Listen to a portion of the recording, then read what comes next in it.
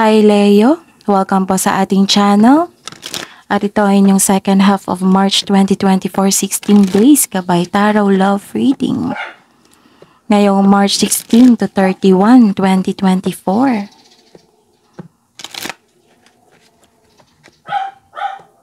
Please be reminded that this is general reading po, so maaari kayo makarelate o hindi. Just take what resonates. Gamitin ang reading na ito bilang gabay lamang. Balik po kayo dito bukas para sa ating daily Gabay Tarot reading.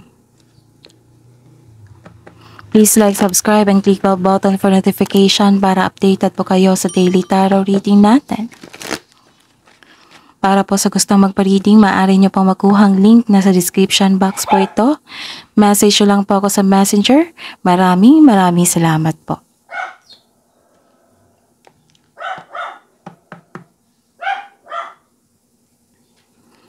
Hi Leo! Kung naka-resonate kayo, comment down kayo ha. Kung hindi po kayo naka-resonate, ibigay nyo po sa iba kasi general reading po ito. At saka, ayun. Check nyo po yung mga bagong video po natin na para sa inyo. Sa channel natin, scroll down nyo lang po. Kunin ko po yung energy ng person nyo po. Kahit crush nyo yan, basta po may connection po kayo, okay? Spirit's Guide, ano po ang ganap para po kay Leo ngayong March 16 to 31? Love life, self-love, partnership, and romance.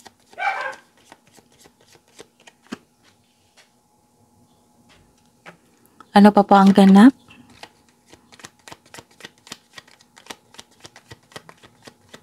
Para po kay Leo ngayong March 16 to 31, 2024. Kunin natin to. Ano pa po ang ganap para po kay Leo? March 16 to 31, 2024. Love life po nila.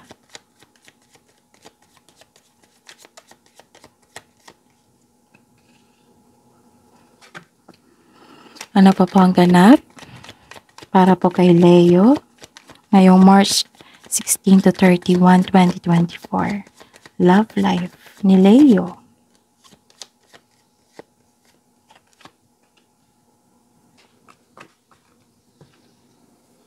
Okay. Leo, may nakita ako dito na nasaktan ka. Galit. Nasaktan ka. Heartbroken. Nagkaroon ng hiwalayan. Pagtraitor. Manipula. Nabigla ka sa mga nangyari. Nabigla ka kasi hindi mo inasahan na may pagtraidor na naganap. Maaaring kasamahan mo to or sa person niyo po. And some of you are decided to take care of yourself. Nagkaroon ng improvement sa self-love, sa pag-alaga sa inyong sarili. Para magiging happy kayo. Pinili mo maging healthy sa buhay. May nakita ko dito nag-stalk sa inyo. May pangyayaring gaslighting.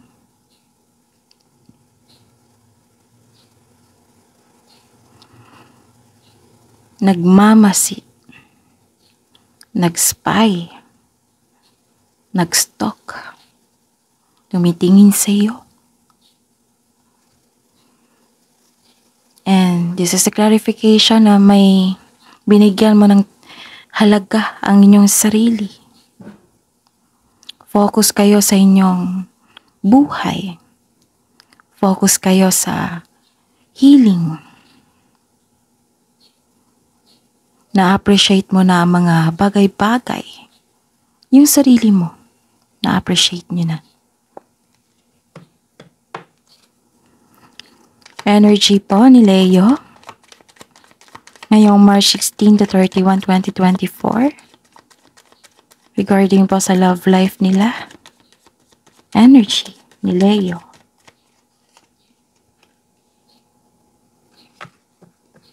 Clarification po sa card na ito. Kunin natin to.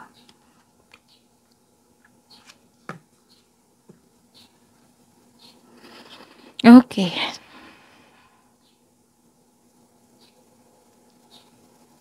You're happy. Nagkaroon ng may nalaman kayong katotohanan. You're happy. Nagkaroon ng positivity. Maybe you are completely healed.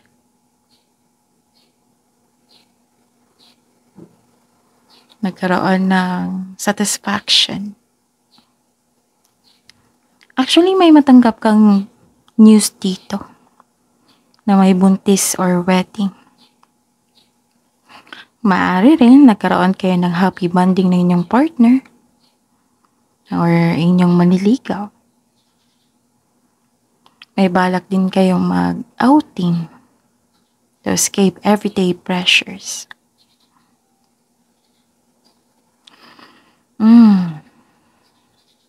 May nakita ko ditong concern sa isang tao na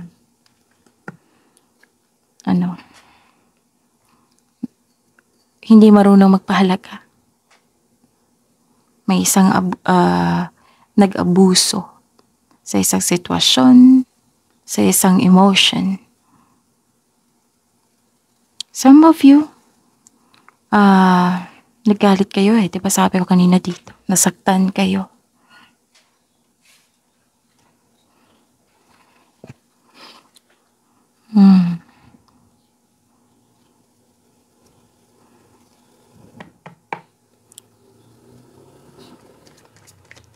Challenges po para kay Leo ngayong March 16 to 31, 2024. March 16 to 31, 2024. Love life po. Challenges ni Leo. Mixed emotion, no? Happy kayo sa nalaman nyo, sa mga improvement. And may concern kayo sa isang tao na nagbully. Ano po ang clarification ng card na ito?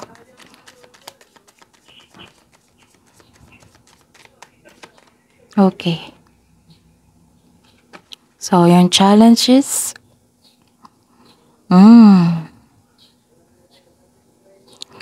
This is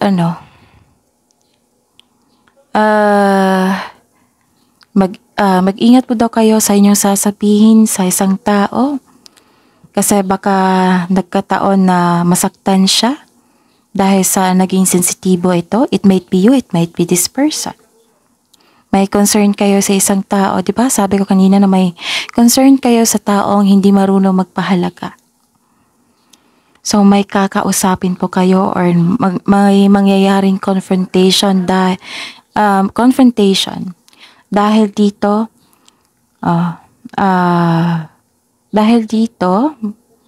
baka, okay, magkakaroon ng pag-uusap. Magkakaroon ng pag-uusap, confrontation dahil sa mga ginagawa ng taong ito. It might be you, it might be your person. And some of you, na sabi po ng card dito na kailangan yung bigyan ng panahon ng inyong sarili. Kasi you may be taking life too serious. Kailangan po bigyan ng panahon ng inyong sarili. It might be this person na walang time sa inyong relasyon. May nakita talaga ako dito na immaturity, oversensitivity, selfish.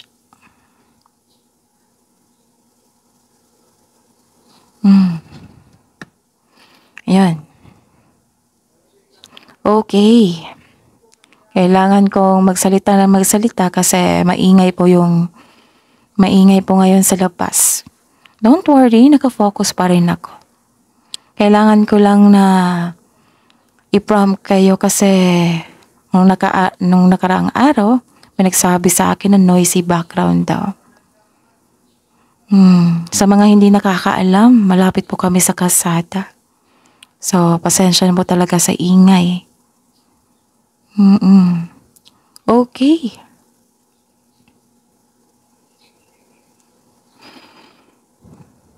Actually, may natapos dito eh. Or may tutol sa inyong desisyon.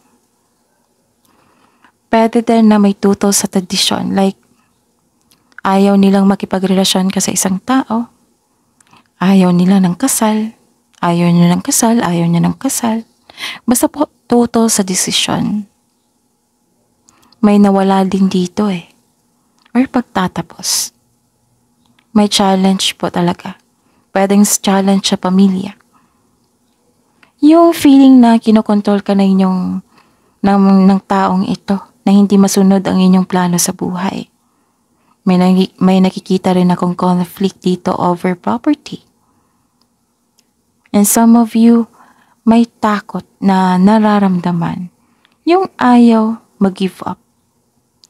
May nakikita ako ditong concern sa isang secret affair, mistress, third party.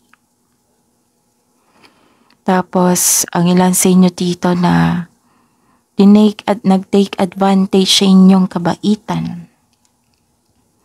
Mag-ingat po daw kayo sa mapaninlang na tao. Yan yung challenge. Spirits guys, kamusta po ang feelings ni Leo ngayong March 16 to 31, 2024? Sa love life po nila? And clarification po sa card na ito. Okay, kunin natin to para kay Leo. Kasi, okay, balik tayo. Nagkaroon po dito ng some of you, your feeling is nagkaroon ng balanse. You're moving forward. You're embarking on a healing journey. So this is the clarification of your cards here. Nag-decide kayong mag-move on mula sa mapanakit na pangyayari. Kasi nasaktan kayo dito eh. Sa mga may relasyon sa buhay mag-asawa, posible itong nagpasya kayo maglipat bahay, mag-live-in para magbuo ng pamilya, magbukod. Kasi may nakita ako nitong paglalakbay. Relocation. Yung nararamdaman mo is marami kang dalang hinanakit. Yung naghahanap ka ng solusyon sa problema. Kailangan nyo po daw na magkaroon ng pasensya, mahabang pasensya. Pwede din nagtakasyon kayo para makapaghinga.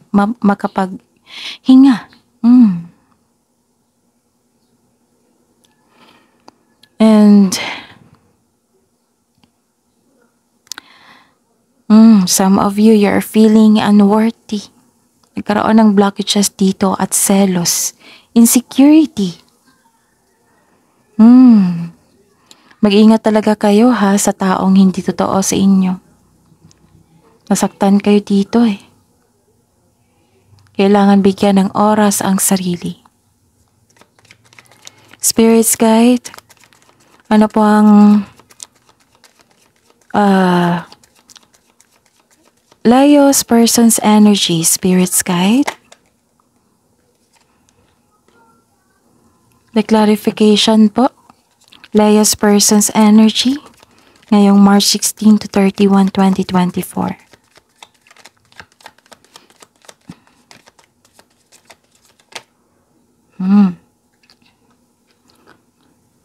Hindi rin siya okay. May iniisip siya. Pwedeng ini-ignore niya ito.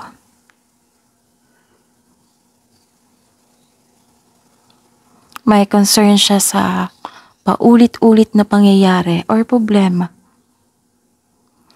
Ina-ignore niya talaga. Ayaw niyang bigyan ng atensyon ang problema. Pwedeng nahihirapan din siya. May nakikita ako ditong pag-traitor. Naiisip niya or ginawa niya, nagawa niya. And nagkaroon ng clarity dito. Maaring, may nalaman din siyang sekreto or nalaman na ang katotohanan, ang pagkakamali. Ini-ignore niya eh. Ayaw niyang bigyan ng atensyon. Nahihirapan siya at the same time. Nagkaroon ng blockages po. Tsaka may concern siya sa yung against sa inyo. Pwedeng against ka or against siya sa isang traditional. For example, tutol sa kasal or sa pakikipagrelasyon sa isang tao. The advice is, take it as a reminder, kailangan magiging open-minded siya. Kasi nakikita ko dito yung patuloy niyang ginagawa. Yung foolish exercise. Yung pagkakamali. Ayaw niyang matuto eh.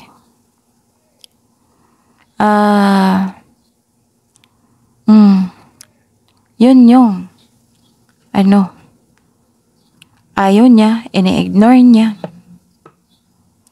Nagkaroon ng patuloy pa rin siya. Gumagawa ng foolish exercise. Yung mga ginagawa niyang mali. Ayaw niyang matuto. Ayaw niyang makinig.